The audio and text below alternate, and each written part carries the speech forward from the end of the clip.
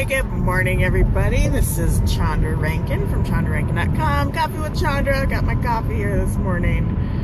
Hopefully you have yours too, or your tea, or whatever you drink in the morning. Lemon water, that'd be better for me. Coming to you straight out of the heartland. And I just wanted to say good morning. Yesterday, I actually thought it was Tuesday. And it was Wednesday. So it's Thursday today. I know what day it is. That's a big bonus as I'm starting out the day. And I just wanted to share with you some of my thoughts this morning about fear. I've been listening to Napoleon Hill's Laws of Success audio as I drive, a commute. Sometimes also when I'm doing something else, but I always get some really interesting information or quotes out of that. There's 16 of them. So it's taken a long time, and some of them are like an hour and a half long. So it's nice to listen on when I'm driving or something. So I'm on number 4, and I think this quote was on number 2 maybe. But the quote is, "Fear is the dungeon of the mind into which it runs and hides and seeks seclusion. Fear brings on superstition, and superstition is the dagger with which hypocrisy assassinates the soul." Wow, I just dropped a heavy one on you this morning, and it's not even 8. Superstition is the dagger with which hypocrisy assassinates the soul. Wow. He just attributed that to a philosopher. I couldn't find who actually to credit that with, but I got the quote from one of the Napoleon Hill Laws of Success recordings. You put it that way, it's just really, really a visual, and it makes it more real in my mind, I think. If we fear to do something, why do we fear to do it? Because of what others might think. And I know I've talked about this before, but all of us have daily obstacles of fear. And how do you deal with that? What does it mean? Are you afraid of what others might think?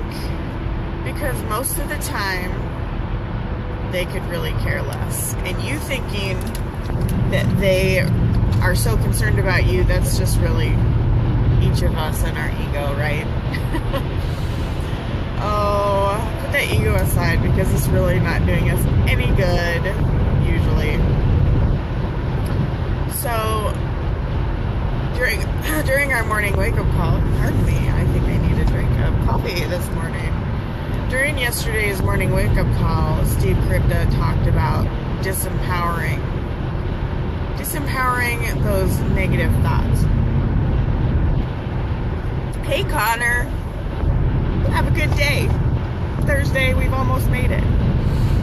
So yesterday during that wake-up call, he talked about disempowering those negative thoughts, and I did my last night's Facebook Live about that because it was so powerful to me. Fear might actually be the biggest disempowering thought because it kind of is an umbrella over so many other things. Fear of the unknown, fear about what people think, fear that you can't do it, fear that you are not good enough, all of those things. And I talked a little bit last night about an exercise on how to get rid of it. I was reading something the other day, and I read so many things all the time, I can't remember where I saw it, but it was talking about 2 different performers that had fear prior to going out and performing, and it was like a big stadium. There was a lot of people that they're performing in front of, and one of them had clammy hands, their heart was beating out of their chest, they were having mental difficulty with, thinking about how afraid they were. And one of them said, "I just push through it as well as I can, and I, hope I get through it." And the other one other performer gets clammy hands, his heart's beating out of his chest, his mind is racing, and he says, I use that, and I use that to make the energy, to create the energy to go out and have the best performance ever. And they have the same physical attributes happening, but one just tries to push through it as well as they can, and the other one uses that as a fuel to do the best, most awesome performance ever. It's just it's mindset.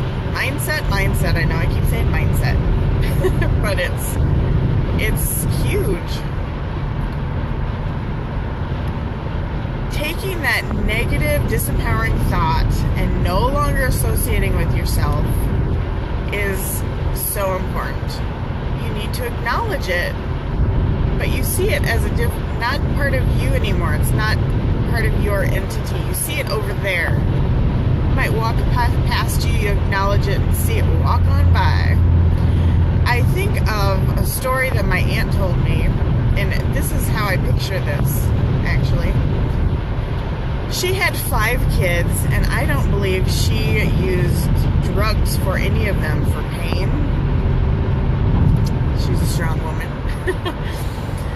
And she talked one time about the pain, and obviously childbirth is like one of the top pains that you can have. And she said, it's kind of like a light, and she said, here I am, and I put it over there.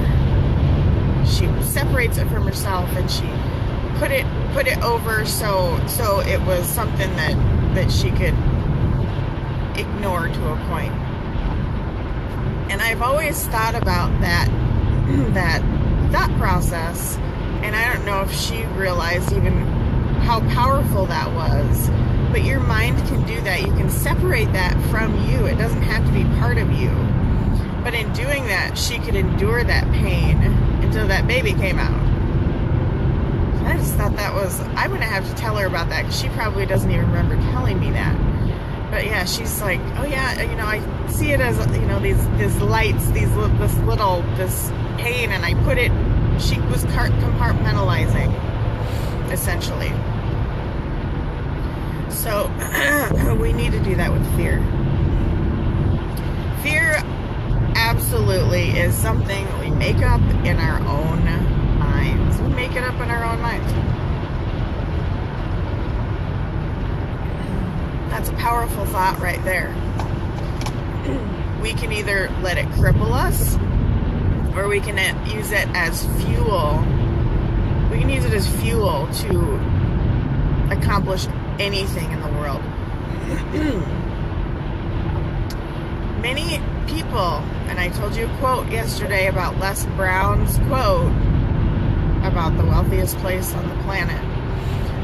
So many people take their inventions, their aspirations, dreams, ideas with them to the grave, because they've set up this roadblock right in front of them called fear. They get up to that roadblock, and there they stop.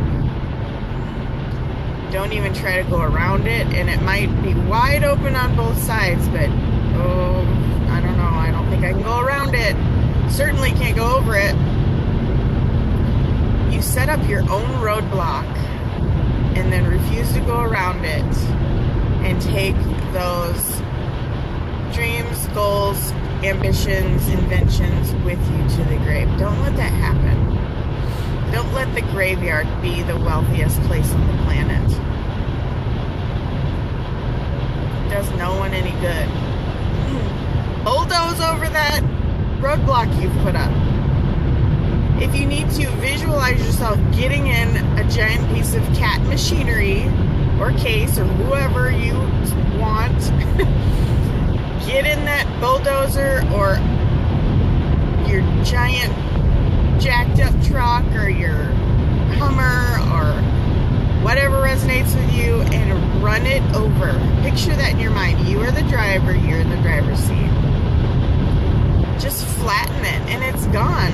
It was never there to begin with because it was all up here.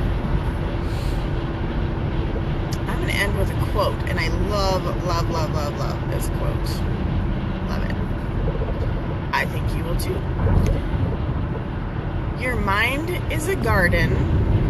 Your thoughts are the seeds. You can either grow flowers or you can grow weeds. So get out there and grow some flowers. If you're not a flower person, grow vegetables. They're good for you. Eat your vegetables. It's my PSA for the day. Sometimes I'll throw something in there. But anyway, I'm going to say that one more time because I love that little rhyme. And it's very powerful. Your mind is a garden. Your thoughts are the seeds. You can either grow flowers or you can grow weeds. Boom! Happy Thursday. If you liked this video at all, like, comment, and share. And if you think it might benefit someone, shoot it out to them. Are they living through fear? Are they living through something that's made up in their own mind and can't get through that? We all need a little boost. So, anyway, have an awesome day. I'm sure I will. And I'll catch you on the next video. Ciao.